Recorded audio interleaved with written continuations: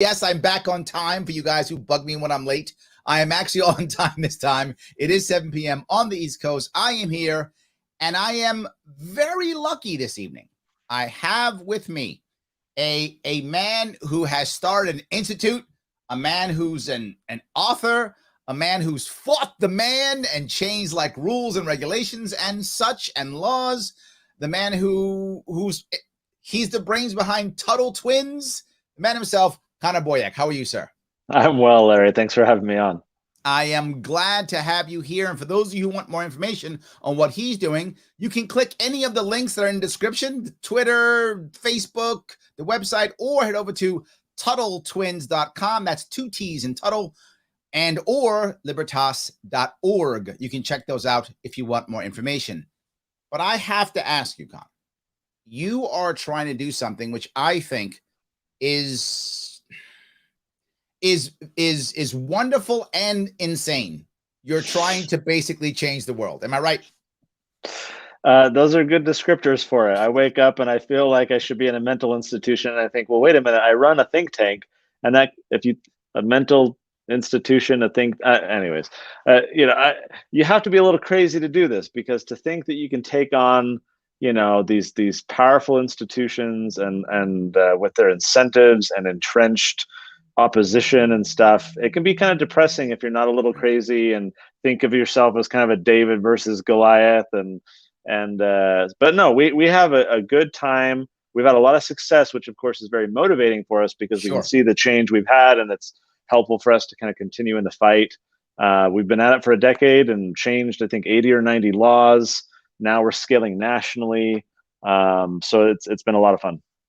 Yeah, this is a piece I wanted to bring up, right? Most of the, I guess, organizations or think tanks or whatever, they tend to focus on kind of specific things like, we're going to make the Second Amendment, put it back, or, we're going to end privacy, violations, or they tend to be about one thing. Right. Yours is larger. You're almost like a warrior philosopher. Am I wrong? I'm going to put that on the business card now. Thanks for that. Here's the thing. So when I helped get Mike Lee elected in 2010. And I was just at Freedom Fest with him. We won the same stage together. That's right. Yeah. Yep. And so when he was taking on the incumbent congressman who was running for re-election, there were a bunch of other people running. It was, Mike and like 6 of us in a living room saying, let's try to get this guy elected. That's where I kind of cut my teeth politically. I was more of kind of a constitutionalist Republican at the time. And as I became more libertarian, I tried to find my home. I tried to find, after we got Mike elected, I tried to figure out what organization. I ran the state chapter for the 10th Amendment Center, which, to your point, was about, kind of the 10th Amendment, and that was their thing, right? And I joined with different groups. I was trying to figure out where I wanted to be. But being very libertarian, I came to this realization that we're never going to have like 8,000 niche groups to cover all of the areas where the government is unfairly violating our rights. And because we're never going to have that many niche single issue groups, we need a broad group. And I didn't see any group in my state of Utah focusing on trying to reform state laws. At the time, we were very focused on Utah. Now, as I said, we're scaling nationally because of the success we've had. But I felt like there had to be a group that was thinking bigger picture. And so that's what we set up our think tank to be. To your point, yes, we work on local government, property rights, economic freedom, taxes, regulation, parental rights, and everything in between. Which is fun, frankly, because it's kind of like throwing mud up against a wall to see what sticks. It's like we'll have like 30 or 40 different policies any given year that we're pushing on a wide range of issues. Some will fail, a lot will fail, but a lot will pass. And so it's been great to like have a lot of progress and momentum. I feel bad for the single issue groups where like that's their one issue, because if they hit like leadership says no, or the political wind shift or whatever, they're dead in the water. They're done. That's hard. It's hard to fundraise. It's hard to feel good about yourself in the morning that you're making any progress. But when you work on a lot, it's actually very motivating, because inevitably you'll succeed in some stuff, even if you do have some failures elsewhere. That's great. But now I want to shift to the next thing. You were thinking, how do I move people, right? How do I move the world, right? How do I change? And you then decided, I know what I'll do. I'll write children's books. I mean, that doesn't that's not the normal way regular people think. So I'm kind of going with the crazy part on you right here, because that's normal person to go, what we should do to change the world? Kids' books. That's not the normal way people think. So you had something here. What happened? Tell me what happened. So I have a co-conspirator who's similarly crazy. His name's Elijah Stanfield. And he and I met at Freedom Fest, actually, for the first time. And he was actually working with the Rev PAC, which was one of the super PACs helping Ron Paul's presidential campaign. He did some of the videos that everyone saw, what was it, the Mitt Romney when they were getting vaccinated and the little puppets. And anyways, he was a kind of a videographer, animator. And we were talking, he had young kids, I had young kids, we're kicking around this idea. And as I would talk to my kids coming home, like at the end of the day, I'd ask them, hey, tell me what you did today and how was your day? And every once in a while they would reciprocate the question and be like, well, Dad, what did you do today? And I'm like, how do I explain to a 6-year-old that I'm fighting eminent domain? Or how do you talk about, socialism with an 8-year-old? All these ideas were like percolating in our heads. So one day I literally go to Amazon and I'm like, free market books for kids or libertarian principles for kids. Couldn't find anything. And started to realize that what Elijah and I had been noodling around, what we were thinking about had merit. And at least for us, we wanted to give it a try. And so we did one book and it was just a test. We actually went to Freedom Fest. We had a big old booth and we did, the shtick is all of our children's books are based off of original books. And so our first book here was The Law, which by is the way, my favorite libertarian book is The Law. It's my favorite one. That's awesome. And our theory was people like you will see them at Freedom Fest. They've read The Law by Bostock and then we're like, hey, we got the kids version for your kids or grandkids. And it was great. We had a lot of success. We sold a lot of books. And to us, that was a market signal that we've identified an opportunity and let's lean into this. And so now we've got, I don't know, we're, I think, past 20 books now. Overall, we've got books for toddlers and teenagers and the kids. So you've got the Tuttle Toddler. Is that what it's called? Here's one. I got the Tuttle Toddlers. Yeah. The ABCs of Liberty. I teed that one up and you were ready for it. Well done. Oh, I have my props here. I got to be ready for this. And like you'll like this. Here's N is for the nap. And so we teach the non-aggression principle, but they're in their pajamas like a nap. Don't hurt me. Don't take my things. So like the fun thing for us is these principles can be it is hard to figure out how to simplify these ideas for kids. It does take an interesting little challenge for us, but I've been blown away. Kids can understand spontaneous order and, capitalism and sound money and like all these ideas. If you wrap it in a fun story, like kids can, and they like learning this stuff. They like the challenge. They see these as like adult ideas, right? Right. And so they see themselves as like, ooh, this is a grown-up idea I get to learn about. And they swallow this whole, like, it's amazing how the kids resonate with these ideas. So let me grab, my chat's exploding. Let me get some comments out here to make them happy too. If I could. Ed says, I heard about the Tuttle Twins and it's a good series for kids to read. There we go, Ed. So you've got you got a fan already. I love it. Jennifer says, we love Tuttle Twins. My homeschool kids have read them all. Nice. That is nice. And I'm going to walk into homeschool in a second, Jennifer. You took my thunder away, Jennifer. That's all right. We'll do it in a second. Yes. Adam's already a fan. It's going to be a great interview. I love that. Nate says, hey. Hey, Nate. So I don't know if you remember Nate, but Nate says, hey. Pete says, Ron Paul was right about everything. Okay, we got some Ron Paul people. Here's a fun story. At that Freedom Fest booth, when we had just one book, I'm sitting behind the booth with Elijah, and I had just listed the books for sale on our website, or the book, singular, for sale on our website, I think a few weeks previously. So I'm getting orders on my little notifications on my phone every 20, 30 minutes. I sell a book or whatever. I'm sitting behind the booth. I get a notification. It's another order, except this person ordered 50 copies of the book. And I look, I'm like, who ordered 50 copies? It's Ron and his wife, Carol Paul. I talked to them afterwards. They bought one for all their grandkids. I was like, all right, like we're on to something. Ron Paul. That's a win. So that was fun. That's a win. So Tom, he likes you. You got a lot of fans here. There's many fans you have here. That's great. I thought I'm doing something special. I thought I'm giving you guys something new. You guys don't know this guy already. I love it. We know this guy. I love it. Ryan says, kids learn so much easier than us adults. I tell them that brain sponge. Also homeschool our daughter. So yes, Joe Gallo says, love your books. Sweet. There we go. Okay. Sam says, have to check it out. See, so somebody new too. All right. There we We're go. reaching I new love people. It. So a lot of people love you, but I got a guy's a serious question. Okay. He's asking, he says, why do you choose to include religion in your books? So many people believe in liberty will not like your books because of this. I'm one. Is that a criticism that you get? Do you get that kind of criticism? I'd say once a month or every other month. It's rare, but it's fair, except it's also misinformed. There's only one book in all of the books we publish that has anything religious in it, and it is that first book, By the Law. In this book, it talks about how our rights come from our creator. Why did we do that? Because the book is based off of Frederick Bastiat's The Law, where he argues the exact same thing. And so if you want to disregard The Law by Bastiat, more power to you. But we're incorporating his ideas. I believe that myself. I understand that not everyone does. But it's not a reason to discard all the rest of the books in the series, which have no religious content at all. There we go, Dan. That was nice. He answered your question so easy. I want to go to the homeschool piece, though. All right.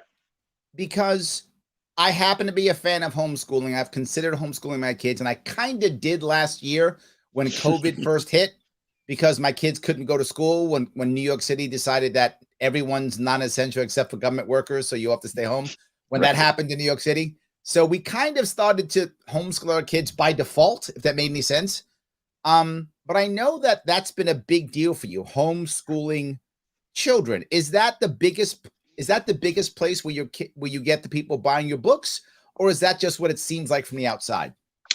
You know, it's interesting. Our audience is split right down the middle. Half of our audience are homeschoolers. The other half are mostly public, but also private and charter school as well. And as we've surveyed our audience over the years, it's boiled down to two things. For the homeschoolers, they see this as curriculum, civic education, economics, et cetera, and rightly so. For the families whose children go to school, for them, it's a supplement. And it's a supplement because they know that their kids are not only not learning these ideas in school, they're also learning contrary ideas in school. Capitalism is evil, and the founding fathers were all racist bigots, and all these things. And so these families feel like they have to counteract what their children are being exposed to. Maybe they financially can't afford to homeschool, or not the right personality, decision, whatever. But these parents at least consciously recognize that they got to do a little bit of effort in the home to counteract or supplement what's happening in the schools. And so for them, it's that additional support to make sure that their children are kind of well-rounded, being exposed to these ideas, because they know the schools aren't going to do it. There we go. Nate says, great answer to the religion question. Shelly says, so many people have fallen in love with homeschooling. I think that's true too, right? It's tripled nationwide. I mean, and I think as we head into the next school year, we're only going to see more. We've already seen in schools that have opened early, many are already going back into quarantine, and they're requiring vaccines and all these things. The COVID response by the government has been the greatest marketing vehicle homeschoolers could have ever asked for. Present company included. We homeschool our kids. I'm a big homeschooling or alternative education evangelist. And seeing the cluster that has become government education, so many families are waking up to the need for something different. And what that is for each family differs, but at least there are many options now, especially compared to even a decade ago, let alone before.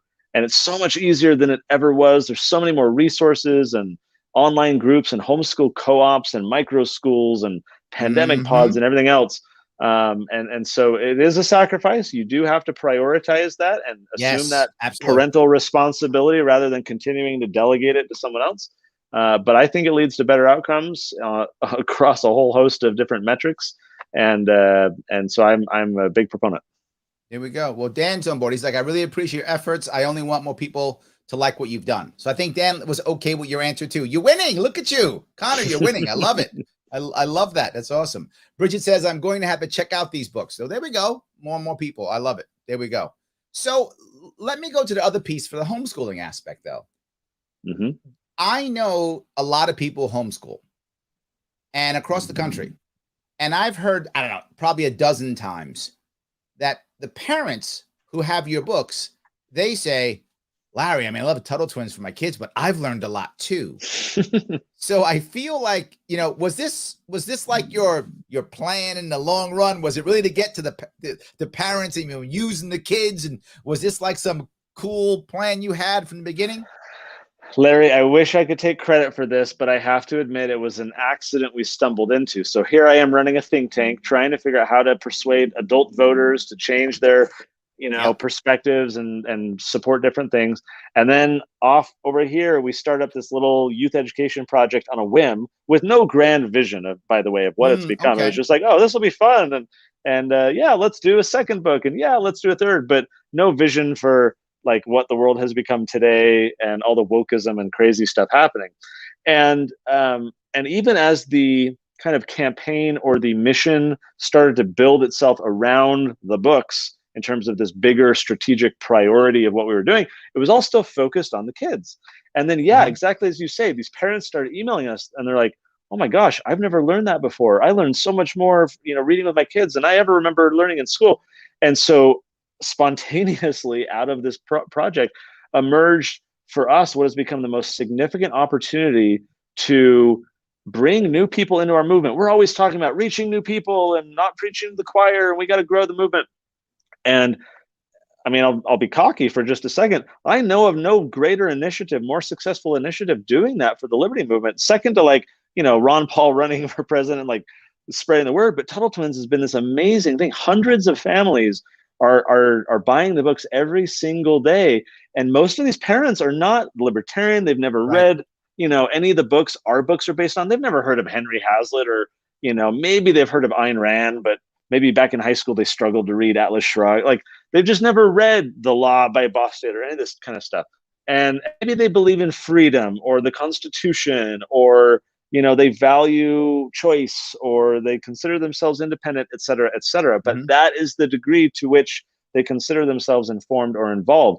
Now we're educating them on these key principles. They understand these ideas. They can wrap their heads around them. They can talk about them with their kids, so they see it valuable because they're helping educate their children. So it's a big plus for them. And so we've really leaned into that. And we've got parent guides now for all of our books. We're doing a lot of different education efforts because we've recognized that we're reaching a lot of new adults, and the way to get to them is through their kids, by giving their kids or enabling the parent to provide their kids with an educational experience. We're also having the parents let their guard down. We're not saying, hey, mom, here's Economics in One Lesson by Henry Hazlitt. Why don't you give that a read? She's never going to do it. But when we say, hey, this is for your kid, why don't you read together? And then there's discussion questions at the end of the chapter. You hook them and we rope them into our movement. It's been a lot of fun. I love that. So you're telling me I got to write kids' books. Okay, good. Got it. That's my next Do plan. Do it. My next plan, Sharpe Way for kids. That's my next plan. I love it. Robert says, my son is learning how to read, and I really can't wait to start buying him these books. Well, there we go.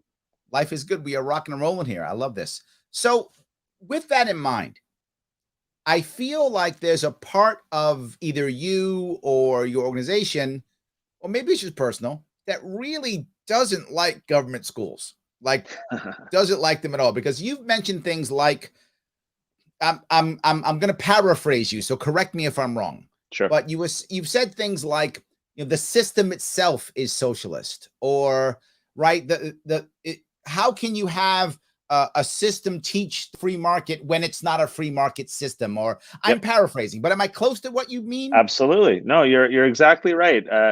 I'll share this quote in a religious context, but it has a political application. There's this evangelical pastor who years ago shared this quote and said, can we as Christians really expect to send our children to Caesar's schools and have them not return home as Romans?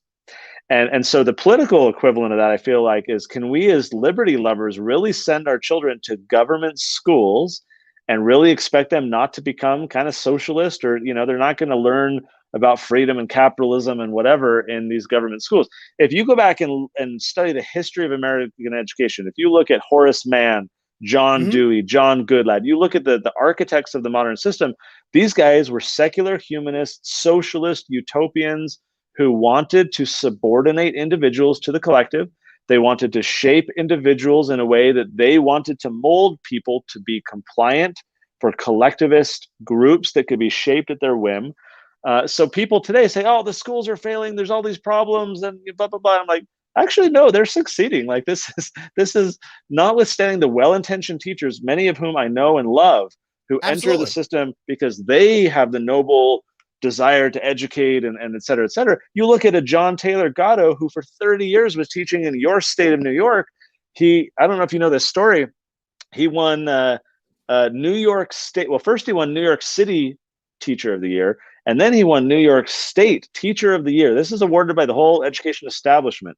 In the very year, this is in the 80s, that he got that state award, he wrote an op-ed in the Wall Street Journal titled "I Quit," I think, in which he goes on to say, I'm hurting children more than I'm helping them, even though I'm trying to work within the system. And I need to quit and go find a better way to help these children because the system is sucking them dry. It's bleeding their curiosity, their love of learning. And no matter what I do, I can't overcome the systemic problems. He's written a bunch of books. They're fantastic. John Taylor Gatto, Gatto. And so, yes, I criticize the system, not because it's I want to be critical of those today who are within the system. It is the nature of the beast itself, and no great teacher, of which John Taylor Gatto was definitely one, can overcome the inherent problems in the system. Now I'm getting all Monty Python. Come look, the violence inherent in the system. Anyways. No, but I get you. And, as I traveled the state running for office, I met many teachers, and many of them said similar things. They love teaching. They don't want to quit because they love teaching, but they hate the system, right? Many teachers hate the system. And sadly, right. I've also met many former teachers who simply couldn't take the system and left. They loved the kids. They wanted to teach, but the system was so bad. They're like, you know what? There's only so much I can take. And they literally just walked away. I've heard that also dozens of times. Jeff says, I don't have any kids, but I have 2 nieces, and they'll be getting these whether they want them or not. Don't be mean, Jeff. Be good to them. Don't be mean now. All right. Shadow also says, I'm buying these for my nieces and nephews. There we go. I love this. But Steve has a very important question. Steve says, how do these books go over with apolitical people? My adult daughter is turned off by any political talk whatsoever. I would get them as a gift for my grandson, but I don't want to cause a rift. You have to hear this, right? Yeah, we do hear that. And what I say to that is we have certain books that are less political than others. So certainly if you get even The Law or The Fate of the Future, or our latest one, The Leviathan Crisis, which is based off of Bob Higgs's Crisis in Leviathan, which documents how time and again we get scared and we say to the government, save us, and it says, sure, just give me your freedom, and we say, okay, here you go.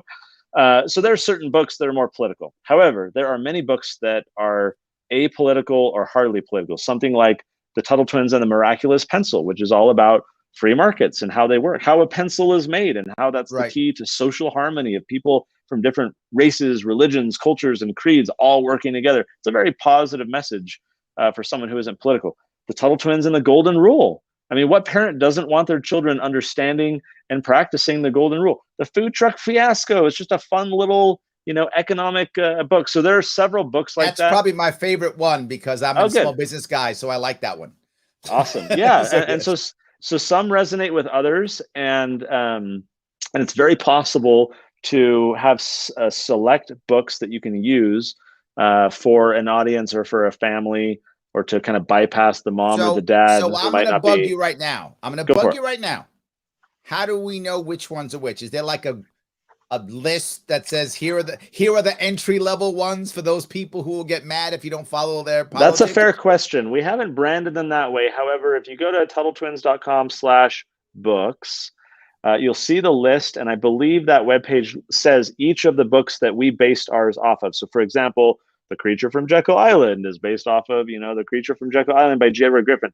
And so what I would say is someone who's familiar with the original books is probably going to be able to say, the one that they based off of, Atlas Shrugged, right? They're probably not going to be okay. But the one, that's based off of, Miraculous Pencil, or we have a book, Competition and Entrepreneurship, about why entrepreneurs are so important, right? So like, if you know anything about the original books, you can probably kind of figure out like, this book's a little stronger. Okay. So the Tuttle Twins book probably also is.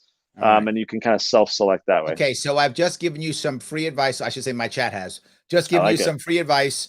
You got to come up with here's the entry level for the supercharged political granddaughter. I like it. It's a good idea. There we go. So perfect. Thank you, Steve. All right. So Shelly says she's going to share the website, so that's good. Donnie says, here's a question. He says, what specific socialist policies are we fighting, and what does libertarianism offer compared to what is being offered by the agenda on the left? That is a super broad question, Donnie. I mean, I could spend the entire show talking about that. That's wow, so broad. I'll bring up one, and that is socialist policies, many of them, and that could be anything from, say, a Medicare for all, or that could be anything from a school system for all. Is they're based upon monopoly and shutting down the entrepreneur or the person who wants to do something else. In a libertarian world, you can go to the biggest if you want to. You can even voluntarily be a socialist if you want to. But in a socialist world, you have to conform. And if you don't conform, eventually over time, whether that's immediately or in time, you will go to prison. So I think, in my view, any of those policies, any policy where they create one monopoly, that's it. That does everything. It ensures that things will only change when the powerful want to change it, and the people who are not powerful will never get to change anything. And I think that's what we're offering. Libertarianism, in my view, is offering people to be able to change as they see fit. And for those who don't want to change, to fall right in line with those who they want to fall in line with. Do you want to touch anything, Connor? That was a very broad question. It is a broad question. Maybe I'll answer it in our Tuttle Twins context, because there's certainly the policy and legal kind of side of this too. I might suggest this. Our children are being taught socialism in schools. Curriculum and textbooks have all kinds of socialist arguments and lessons within them. I have a textbook at home that I bought. It's a very popular social studies book used in schools across the country, and it glorifies the government throughout. Oh, the government is what protects the environment, and FDR helped stop the Depression, and all these government programs help people, and look how great the government is. To me, that's saying central planning and socialism is great. The government can solve all your problems, and no thought or care for any individualism or personal freedom or anything like that. To the latter part of his question about how libertarianism can help, to me, it's the only thing that can help. It's the individual. Collectivism always fails. Central planning never works. It's the knowledge problem that Hayek talked about. One person can never possess sufficient knowledge to know everything that's needed to solve any particular problem. You go back to that pencil story, how even a simple pencil is made. I do these little assemblies for 4th and 5th graders where I have a big pencil. It's like 1.5 feet long, and it's a functioning pencil. And so I have this big prop, and I'm like, okay, what are the parts of the pencil? And they name them. It's the wood, it's the metal. And then I have a big chunk of wood and a big chunk of metal for all these little props that they can feel. And I'm like, who here thinks that they can make a pencil all by themselves? And of course, they all confidently raise their hand. And I'm like, can you chop down a tree? And how do you chop down a tree? Like, you need an axe or you need a chainsaw. You don't know how to make a chainsaw. You don't know how to build the roads that you need to And so they start to get the message of like, oh my gosh, all these people are needed just to do this one thing. That is why libertarianism is so critical. It is the only way the world works, is individuals having the personal freedom and the opportunity and the profit motive to do what their rational self-interest suggests that they should do for their own purposes. But all those little decisions added together create spontaneous order, an economy that works, provides everyone the resources that they need to do whatever it is they want to do. That is what makes the world a better place. It's never the collectivism and central planning that, yes, you can identify these particular beneficiaries of that policy. Oh, fight for 15. All these people now make $15 an hour, except let's not look at all the automation and all the restaurants that are now firing all their front end employees. Central planning always breaks down, and it's because of that knowledge problem. Here we go. Donnie, I hope we answered your question. Thank you for that question. I really appreciate it. Ryan comments, the government figured out a long time ago, the future lies in indoctrination of the youth. Great counterattack. See, you're counterattacking. I love it. Roma says, what a coincidence. I just bought the set of Tuttle Twins 2 or 3 days ago. Look at that. Larry, I should have mentioned this earlier. This doesn't help Roma, but it can help other people. We've got a coupon code we set up. So you enter the coupon code SHARPE and you'll get 40% off of the books and free activity workbooks. And so you go to TuttleTwins.com, coupon code SHARPE, and that'll get you 40% off. Is that Sharpe with an E? With an E. Yes. With an E, which stands for Eclectic. Education. There you go. Economics. There we There go. you Look, go. lots of cool stuff. And the E stands for education. So there we go. See, love that. Sharpe with an E. There we go. So do that, guys. If you're going to buy some stuff, put Sharpe in so they'll know it came from here and they'll think I'm super cool. And that's good. I would like Connor to think I'm super cool. So there we go. Lepke's teasing. He says, I sent my kid to government school and he came home a libertarian. Well done, Lepke. I love that. There awesome. are exceptions to the rule, I guess. Absolutely. Yes. Robert says, when my son started school, I was turned off instantly when the secretary in the office told me that I can leave a message for the teacher, but the teacher has the right to not respond. Why does it have to be difficult to have a conversation with our kids' teachers about our kids and their learning? Wow. Wow. That's a problem. I agree. Christine says, my 8-year-old grandson is listening with me. He wants your books. Well, put in code Sharpe with an E. There you go. And you'll get some time. You'll get some 40% off. Look at that. I love that. So Roman is asking a very important question. Why do you think so few Americans are libertarians, considering that it's the principles America was founded on? That really is a good question, right? Why are so few people libertarians when, if you look back at our history, we were very libertarian as we began, right? Yep. Oh yeah. No, I maybe I'll slip Rome a $5 bill for this asking this question afterwards, because it tees me up for a big project that we're working on. Larry, let's see if you know how to finish this sentence. Those who don't learn from the past are doomed to repeat it. Bingo. Here's the problem. Curriculum that is being used throughout the country for social studies in elementary and middle school, we're talking Revolution, Declaration of Independence, Constitution, all the rest, consistently fails to help young people learn from the past. At best, it teaches them to learn about the past. And there's a very important difference. These books I bought about 6 months ago. I went on eBay and Amazon. I bought all these books that are being used in schools today. And all of them talk about the facts and the dates and the names and the battles and the who and the what. Yep. None talked about the ideas, the Judeo-Christian influence, the classical liberalism, the Greco-Roman, all of the ideas, the John Locke influence. Like, everyone was a John Locke person. I mean, that was the amazing thing. John Adams says the real revolution happened in the minds of the people in the 15 years preceding the first shot fired at Lexington. It was that people were undergoing this libertarian transformation in large measure due to John Locke. None of these books for kids talk about it. At most, they talk about how they were upset about no taxation without representation, but it was so much more than that. And so kids today have no conception of what those ideas were. Therefore, they can't relate it to their lives today, which is why we're doomed to repeat the mistakes of the past. And I would argue this is intentional, the dumbing down of our curriculum. Oh, absolutely.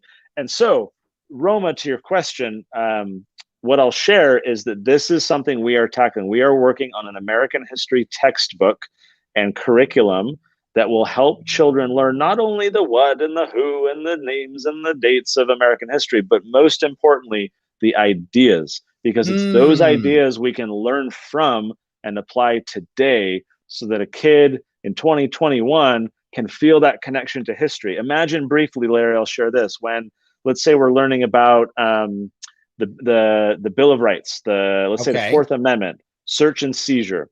And it arose because they were sick of the redcoats writing those writs of assistance and saying, let us in your home, we have this permission slip. Imagine when learning about that, we say to kids today, oh, you know, that today we have the NSA and they're, you know, spying on our phones without a warrant, just like, you know, and suddenly history comes alive to a kid who has a modern connection to the ideas and the concerns of the past. This is totally absent in today's curriculum and something we're really leaning into. It'll probably take us another 6 to 9 months to fully develop this, but we're doing something really big with it because it's so needed. So what you've just said is, it isn't only events that create that lead up to a big event, but it's ideas that also led to the big event. And you're right, we're not taught that. We're taught small event, small event, small event equals big event, right? Like it was the straw that broke the camel's back, right? It's that kind of thing. we're not taught the ideas is what makes it happen. Yep. That's great. I love What that. That's, motivated these people to do what they did? Let's get inside their minds and try and understand what they would say about today. I mean, so much important insight that is totally absent in the classroom. Yep, absolutely. Well, Sam was a teacher. He says, I was a well-intentioned teacher in math, and the crazy amount of woke even 10 years ago made me sick to my stomach. Zero critical thinking, and now zero pushback on the dogma. Wow, look at that. So yeah, another teacher that a former teacher that I've met. Sure. And Bridget says, I hear this from a lot of old teachers. Yes, this is a common problem. I hear it all the time. Teachers who want to do well and feel like the system just doesn't support them. Right. Mr. Whitfield says, seriously considering homeschooling if I stay in New York. Absolutely. Yes. Robert asks, are these books offered in different languages?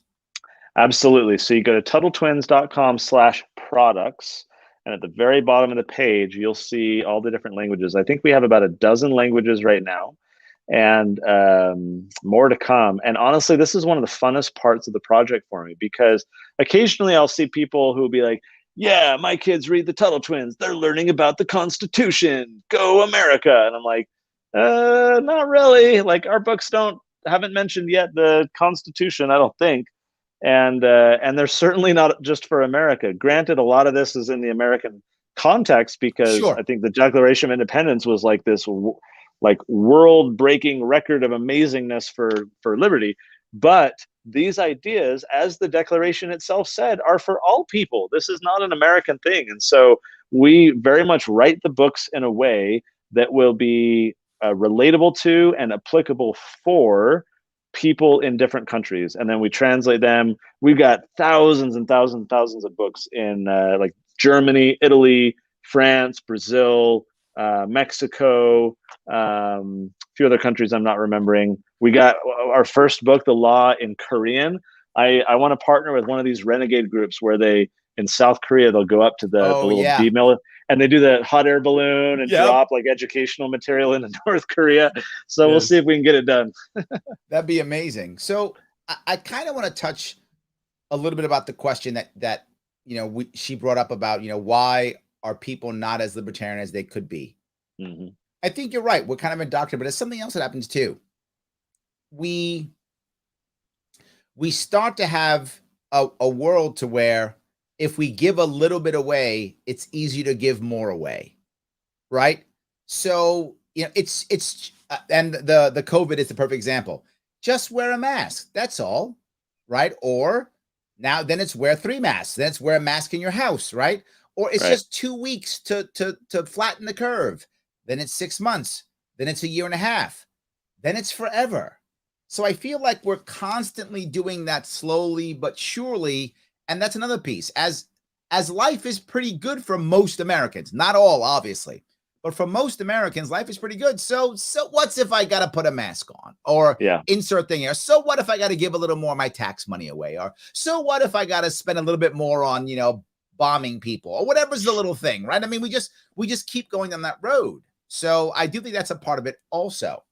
So Rob wants to send the books to the socialists for other countries. So don't forget the code Sharpe gets you a bonus. So don't forget that. So yes, but go ahead. You want to say something? Yeah, on your previous point, Larry, there's a book that was very moving to me by a guy named Milton Mayer. He was an American journalist of Jewish background and German descent. And during and after World War II, he was very perplexed with this idea that touched him in all these ways. As a journalist, he's like, oh my gosh, what's going on? As an American, he's horrified. As a German, he's like, what are my people doing? As a Jew, he's disgusted. And so he decides to go over to Germany post-World War II, and he's trying to get in the head of all these Germans and say, how did you let this happen? Like, how did it come to this? He interviews all these people from all these walks of life. The book is called They Thought They Were Free. And in this book, he has all of these different people that he interviews from, businessmen and homemakers and like all these people. And like, I feel bad even trying to summarize all of the amazing insights and interesting stuff in the book. But if I were to distill it down into one thing, it's very much along the lines of what you're saying. It's the incrementalism of it all. Yes. They say over and over again, like, oh, if you had told us at the beginning that it would have gone there, we never would have objected. But not only was it the conditioning of the incrementalism that, oh, it's just one more thing. Oh, it's just one more thing. It's also in reverse. It was, well, we didn't object to that thing yesterday. Yes. So why would we object today? And it was this paralysis of inaction because they had not acted before. It wasn't just the forward-looking incrementalism of new restrictions on freedom and new horrible things. It was that looking backwards, they're like, oh, I'm not a person who speaks up. I'm not a person who You brought up a very valid point, out. right? And I'll go down to I'll bring, we're talking about Nazis. I'll talk about Nazis. I don't mind. The issue is, at least we didn't start with it, right? God wins law. You go right to it. We didn't go right to it. So anyway, but my point being is that most of the German population was not members of the Nazi party. They weren't Nazis. Most of Germans weren't Nazis. So it wasn't like they were actively doing, but to your point, they were letting it all happen, right? And if say you're a baby born in 1920 in Germany, you're a baby. Why would you think it's a good idea to cart off my Jewish population and murder them? You would never think that as a baby. You wouldn't even know what a Jewish person is. Right. So you have to be taught and conditioned over 20 years that eventually when they start carting off Jews to murder them, you go, right? At one point, you have to go, which is what most Germans did, right? Obviously, most Germans weren't Nazis. Most Germans weren't killing Jews, but they weren't stopping them. They were going, yeah. And I think you're right. That has to incrementally be to where it's acceptable at one point. Where people go, and for me, whatever. I guess the learning there is like conditioning myself to speak out at even the small injustices. It's interesting. I think it was Madison. It might have been John Adams, but he has a quote that says something like, this was the grand experiment of liberty, that we saw the violation of principle in theory and we spoke out against its minimal encroachment. In other words, we didn't wait for the big thing to happen. We started speaking out against the small, minute violations of liberty, so that as the violations continued, as King George and Parliament doubled down, we had this caseload of examples to kind of rest our consistency on and say, we are the type of people who are fierce guardians of our freedom. And even if they're, objected to or violated in part, we still speak out. I think that's where we can all improve today. I think it is very easy for us to be like, 2 weeks to flatten the curve. Okay, another 2 weeks, no big deal. Right. Okay, another, restrictions like COVID goes to sleep after 10 p.m. So that's when we're going to close the restaurants. Oh, okay, that's fine. Yes, exactly. Yes. Well, Missy says, please help and support the Sharpe Way for free. Like, subscribe, and comment. She's right. So let me take this as a second to pump this real fast. Guys, please like, comment, and share. It does matter. I'm going to get canceled if you guys don't do this, right? I get shadow banned all the time. We get around that because you guys share and you guys comment and you guys like. That's how we get around a shadow ban. If you want to keep me happy, then keep my sponsors happy. My sponsors, the advocates for self-government. Head over there, take the world's smallest political quiz. Now, some of you are thinking, Larry, I'm not libertarian. Maybe you're not. Go there, click this link so they know it's for me. Click this link and take the quiz. But Larry, I took the quiz already. No worries. There's 6 more quizzes there for you to take. Police accountability, how to deal with different issues internally. How about the COVID response? All those things. Take those surveys. They're fun, they're exciting, they're interesting. And here's the best part. You can share them with your friends. So even if you've taken them all, I don't care. Go here anyway. And then share the link so other people can take them. You do this. It's free for you. And it helps me by making my sponsors happy. So please go do that. If you haven't, the link is right there in the description. It does matter. Do that to the best of your ability. And of course, if you want to support me because you love me, because I am a good looking man, that's true. You can head over to patreon.com/sharpeway. Throw me $10 a month if you got it. If you got big dollars, like you're a big heavy hitter, throw me $25, $100 a month. Go ahead. You got the money, do it. Show me how cool you are. I will tell you how cool you are if you do it. But $10 is just fine. So thank you, Connor, for letting me do my commercial. Of course. So let me go to the next step. And that is, you've started something newer.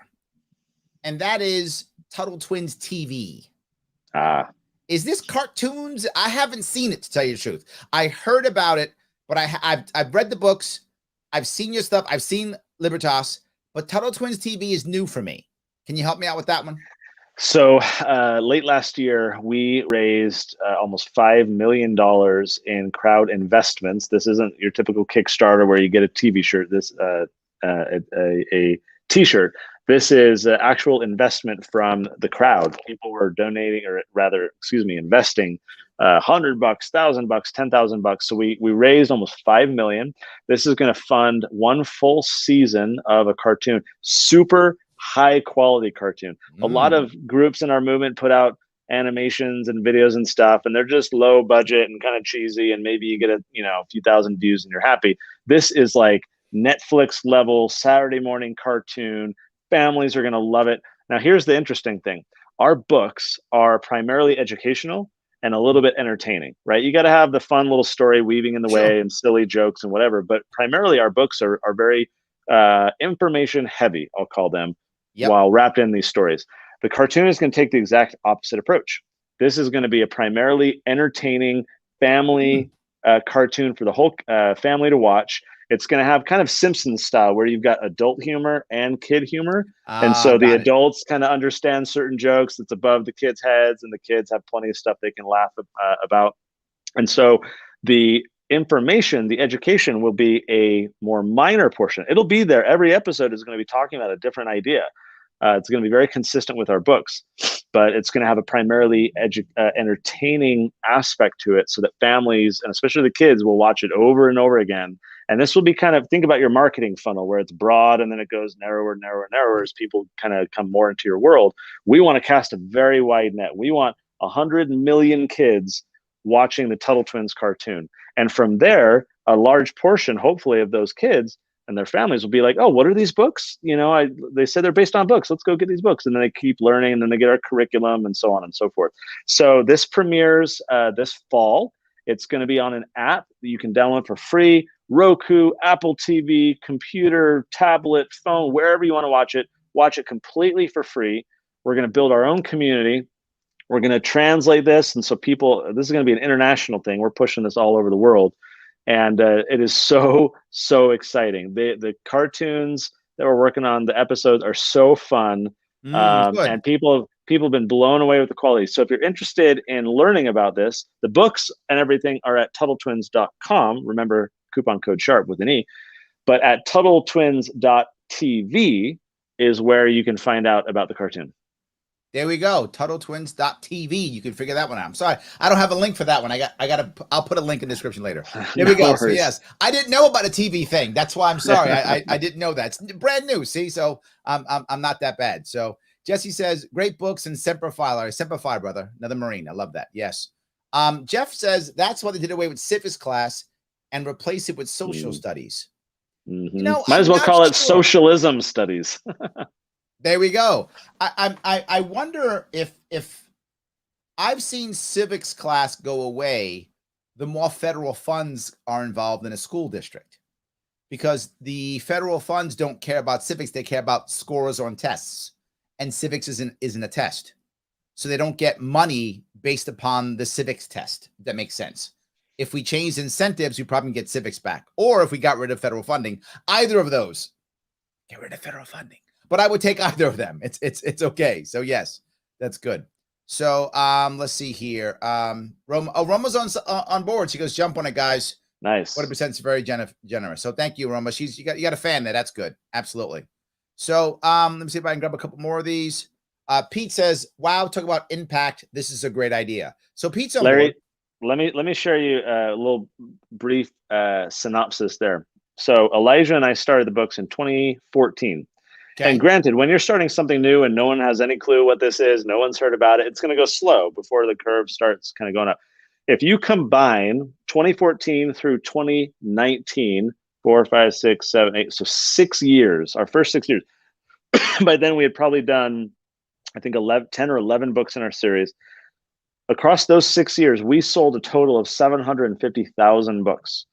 We self-publish, we're bootstrapping, we're doing our own thing. I think that's amazing. However, in 2020, last year, in one single year, we sold 1.3 million books, nearly double the amount of all past years combined. It was crazy. This year, our goal is 2 million books.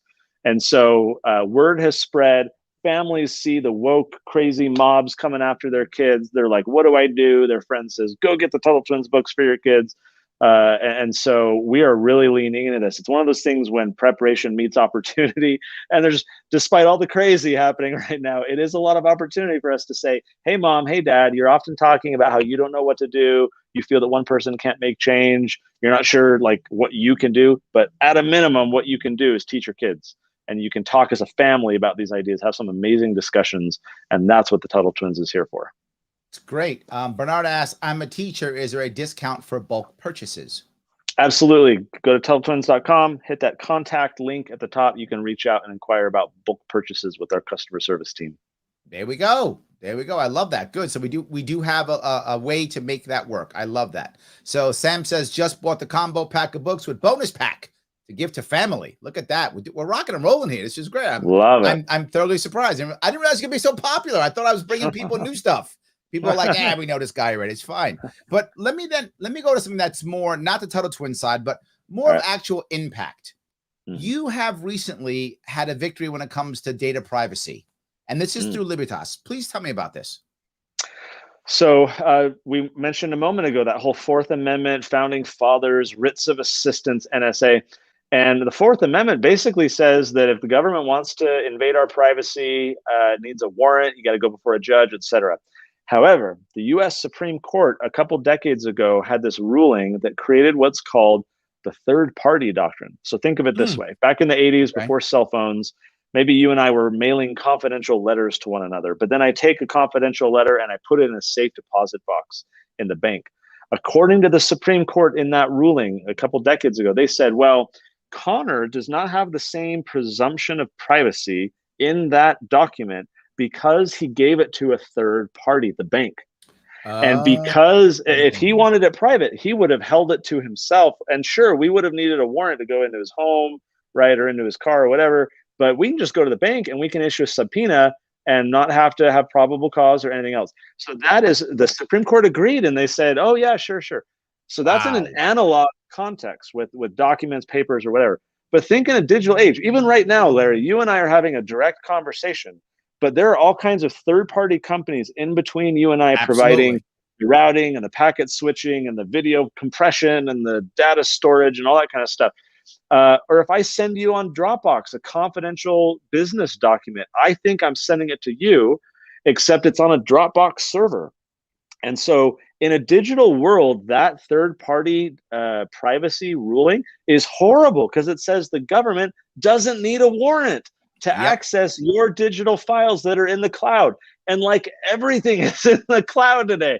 So this is like the biggest privacy thing that no one knows about. So the very short version is— 1 second. Go ahead. A lot of people do know about it because that's why some of my friends say, never use an American company for anything like that. Always use a foreign company. Offshore, so the government can't take your stuff. Right. I've heard that multiple times. Never and how use sad an American company for that. I know that's terrible. That's pathetic. So the very short version is, a few years ago, the Supreme Court overturned their third-party doctrine ruling in a very narrow case dealing only with cell phone locations. There was a guy who robbed a Radio Shack. The feds went to like AT&T or Verizon or something. They said, give us the guy's cell phone location information. And they had the map of everywhere he had been on that day. And they could show that, oh, he was there at the time of the robbery. And so they challenged it, went to the Supreme Court. They're like, no, even though Verizon or whoever it was had the data, this guy considered that data private. And so you should still need a warrant. And that was a great ruling, but limited only to cell phone location information, not all your documents and conversations like this, voicemails, texts, and everything else. So what we did in Utah was we passed the first and the strongest law restricting the government so that even if whether your information is on your own device or up in the cloud, the government still has to get a warrant, still needs probable cause. It closes that loophole to make sure that they have to go before a judge, make their case, follow the Fourth Amendment. So now we've helped a couple other states. We're helping states across the country adopt similar laws with the goal of getting federal reform so that the FBI and all the feds have to abide by the same thing. So it's basically updating the Fourth Amendment for the digital era because we've fallen behind, and the Supreme Court just left this gaping hole in the law for the government to get around and not have to need a judge to sign off. Look at that. Rock and roll. And guys, if you want to see more and understand more of what Libertas is doing, head over to libertas.org to check them out and see what they're doing. They're having victories, which is good. You would think, you would imagine that if you're going to be broad-based, that you'd be failing, right? Because you want to focus all your stuff. But the opposite's happening. You're actually getting victories. I love it. I love it. We're You're breaking fun. the mold. There we go. Robert says, how do we teach our children to work on it themselves instead of getting the government to help sort it out? And I got to tell you, in my view as a parent, I have a 7-year-old and an 11-year-old. I feel like you let them fail. And you help them up, obviously, as parents want to help the child up, but you let the child fall down. And then you help them back up. You don't pick them up. You help them up so they still can, see that they can get back up. And I think that's how kids begin to build self-esteem. That's how kids begin to realize they can do things. And eventually, at least in my daughters, eventually they go, Dad, I don't need your help. Get away from me. Eventually they say, don't touch me. Dad, get away from me. I got it. Eventually they'd say, I don't need your help anymore. I fall down and get back up. I don't know, Connor, any comment on that? I feel like we live in a bailout culture, right? Oh, you fail, cash for clunkers, let's stimulate your wallet, like all these things. And so I fully agree with you, Larry. I think that people need to be allowed to fail. Failure is sometimes the greatest learning opportunity someone has. Yes. The longest lasting impression that you can have is that experience that you overcame. And by depriving people of the opportunity to go through awful experiences and have to pull themselves up by their bootstraps with support from family and friends, we're depriving them of success. We're conditioning them to stay forever in this state of kind of infantile dependency upon others, especially the government. Yes, absolutely. I do think we have to work on that. Derek says, you tragic idiots don't know what socialism is. So I guess Derek doesn't think we know what socialism is. Derek, I feel like we do. Maybe I'm wrong. And in fact, I think in a way, this should make you happy what he just said. All those people put their money voluntarily into making Tuttle Twins TV. That's voluntary socialism. You should enjoy that, right? That should make you feel a little bit better. I don't know. Am I wrong with that? This always makes me think of, all those failed attempts at socialism. That wasn't true socialism. It wasn't what we're talking about today. I've never had socialists, much like conservatives, to be fair. When I ask a conservative, what is conservatism? I get like 400 different answers. When I ask a socialist what socialism is, it's like, oh, well, government ownership of the means of production. And we don't have that today. What we have is a, controlled market-based economy that has fair redistribution for those in need. I'm like, yeah, no, that's socialism. But I think what most socialists today, and Derek, please feel free to comment again if I got it wrong. I think what most socialists today think is that socialism is when the workers or the people own the means of production, not the government. I think that's a change in today's socialism. And maybe I'm wrong. Derek, again, please feel free to correct me if I've made an error here. But I feel like most socialists today, in America at least, I don't know if that's across the world, they aren't about the government owning, they're about the workers owning everything. And that what the government does is the government basically picks winners and losers. And the government says, yeah, we like this. So the government would own all the funding because you can't have capitalists because capitalists are evil. So you can't have capitalists. So therefore the government runs all the money and decides everything. And the government decides, hey, you 12 people, we believe in you. Here's government money. Go start another co-op. We agree that we need more trucking companies, or we agree that we need more so-and-so companies. So here's money, go start it. I think that's the more of the closer to the modern day socialist than the older one of Stalin or Mao. So maybe Larry, Derek will respond. Let me add very briefly, Larry. I use a more, I'll call it inclusive definition of socialism, where I don't feel it has to be tied to ownership of anything. I feel like what socialism really fundamentally is the socialization of the costs of a good or a service. When healthcare or education or police or whatever, when the costs are socialized, forced redistribution of wealth, when we're having to pay for what other people benefit from, when the costs of government are socialized, these programs across many people, to me, that is socialism. To me, socialism really is like making me pay for what other people are getting. And it's like, if I pay for my trash delivery service and my water and electricity, that's fine, because I'm paying for exactly what it costs for me to get that service. But when I, as a homeschool dad, am having to pay to the school district through my property taxes for other people's kids, when my kids don't even go to that school, that's socialism. We're not talking about who owns the means of production of the school system and blah, blah, blah, but the costs are socialized rather than the people who choose to go to the school paying for the school. They're making me pay for it. To me, that's what a broader and inclusive and more layman's understanding and accurate definition of socialism actually is. Well, there we go. I hope that answered your question, Derek. We both gave you some answers. Don't think that I would not. Of course, I'd answer that question. Yes, I tried to at least. Gene says, yes, Larry, people learn more from mistakes than successes. I think that's often true. Failure is a better teacher than success. I know, Connor, am I off with that?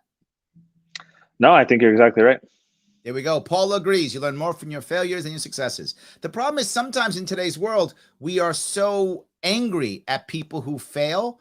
We don't give them a second chance, right? We just go, oh, that guy failed. That's it. Lodge is like, failure builds character. We like failing here. I love this. Yes. Tony disagrees with me. He says that what I'm saying is communism, when the workers supposedly own the company in theory. Maybe that's what it is, Tony, but I feel like maybe most of the socialists in America today are more communist. Maybe that's true. But I feel like if you talk to most of them, they're going to tell you that it's about the workers, the people. Their view is socialism is actually more democratic. That's their view. So again, clearly I don't believe this, but I think I'm trying to understand what the opposite side's thinking. That's what I believe to be true. So Derek hasn't responded. Either he got mad at us and left, or maybe I was right. And maybe he's like, yeah, Larry, you're right. It's all good. We'll see. So Torrance says, I'm a libertarian socialist because individuals could voluntarily work cooperatively to fund common shared goods and resources without government enforcement. I actually agree with you, Torrance. I agree. I don't know, Connor, are you on board there? Yeah, I'm on board with the concept. I don't like the term because I think socialist inherently implies government coercion. I don't know that we can fairly redefine the term. Okay. So, for example, communist, I think, has the government baggage to it, and rightly so, but a communitarian, right, is someone who wants to voluntarily build those communities together and be able to work in a social cooperative. So I just don't think we can reclaim the word socialism, nor should we try. Okay. Paula says, I love how socialists won't define socialism, but they tell non-socialists to go look it up or call us names. But they never define it. They just yell Denmark or Canada. They just sometimes yell Canada, sometimes Sweden. So they will yell the countries. But this is a problem that I find often. And Connor, you tell me if you find this too, right? I mean, politics must affect you. And in my world, what I find is so many times when I talk to people, particularly on the left compared to the right, is I get dismissed and attacked and just called an idiot as Derek did consistently, even if I don't attack back. And most of the time, my chat is not that bad. It's rarely that bad. The people who follow me rarely do that kind of thing, but they do often to me. Do you get that kind of negativity or that kind of dismissiveness? Yes, I think there are the kind of vocal few who just love to fight and are going to throw grenades. However, what I've found, especially, I'll use that data privacy example that we were just sharing. What I've found is that when we can work on the ideas of liberty that have broader appeal, it ends up being very, like, we got medical marijuana legalized in Utah. Everyone's like, conservative state like that would never do it. We got it done. And it was great because left, right, libertarian, progressive, whoever could all rally around this one idea. It was a great way to build relationships with people who I disagree with strongly on a number of other issues. And the more we can productively work on areas of common ground, I think it does give us an opportunity to communicate with other people who are different than us. We can share with them. Maybe we can learn, better understand their world and their perspective. And honestly, I feel like that's what people are craving right now is like dinner table conversations of mutual respect and calm discussion. And let's understand one another. Doesn't mean we have to be friends. Doesn't mean we have to agree. But like help me understand why you think the way you do. What was your upbringing like? And what do you think about this? It's so absent from our discourse today. I think people are starved for it. And so the Yeah. more we can productively try and collaborate with people who aren't in our echo chamber, I think it's great for broadening our exposure, our mental health, our relationships. I mean, some of my greatest friends are people that I don't agree with politically, and that just seems like verboten today. And I feel like we got to get back to that. I agree completely. Guys, if you're liking this conversation, do me a favor, like, comment, and share. It does matter. It helps. Please do that. And as you hear me bug you all the time, I'm going to bug you one more time. If you came in late, take the world's smallest political quiz. Support the show by supporting one of our sponsors. It is, without question, an excellent sponsor. People also trying to make big change, getting people to understand things, right? The Advocates for Self-Government. It's the world's smallest political quiz. If you've taken it already, take it again, or share it for your friends, or go there and take some of the other quizzes that are there. There are many of them there to enjoy. Take them and post them and share them so others can come. It does matter tremendously. And of course, I ask you all the time, like my stuff. Go on YouTube, like the Sharpe Way on YouTube. Follow me on Twitter on the Sharpe Way. I know you all follow me on Larry Sharpe. I know you love me from when I ran for governor, but now do it for Sharpe Way too. Not just that. I got to have two because I might get canceled. So I got to have a backup. So head on over to Sharpe Way Twitter, YouTube, Facebook, like those so that I can grow there also. It does matter. And if you love me enough, support me on Patreon, patreon.com/SharpeWay. Throw me a couple bucks. It's great. But remember, free. Take the world's smallest political quiz. It does matter. And the last piece I'll bring up is something that you brought up, which is if you want some cool Tuttle Twin stuff, head on over there, buy it, and then put in the code Sharpe with an E for entertaining education. See, it's entertaining got economic education. Triple E. Triple E. You can't, but put one E. Don't put three E's. Put one E. Put Sharpe with one E. Get 40% off. Share that with your friends. Life is good. It really is a great way of helping out the movement itself. So before we wrap this up, is there anything I've missed? I think I tried to cover most of what Libertas is doing and at Tuttle Twins TV. Did I miss something? No, as I said, we're starting to work nationally. I would just say there's groups like us across the country. And so wherever your listeners are, if you're curious what center-right, libertarian, free market, conservative think tank is in your backyard working in your state, you can go to spn.org, which stands for State Policy Network. And there's a map there where you can say, click on your state and find what organizations are working in your backyard. Go follow them on social media, join their email list, see if they're doing events, reach out. Maybe they got internships or jobs, or you can connect with them some way. But there's a lot of groups across the country fighting for freedom in their local communities. And so it'd be great for your listeners to connect with them too. There we go. I love that, guys. And if you want to see more stuff, no worries. If you look to the right side in that description, you look there, you're going to see a Linktree link. Click that link and you can get our podcast. You can get our TikTok account. Yes, Connor, we are super cool. We do TikTok account. We got special stuff there. Click on that. You can see my book coming out. Click on that too. And all of that is done because my team is so amazing. Thank you, team. Guys, thank you so much for giving me a little bit of your evening. I will see you all very soon. And Connor, thank you for coming. Thank you, Larry. Appreciate it. Great. I will see you all very soon.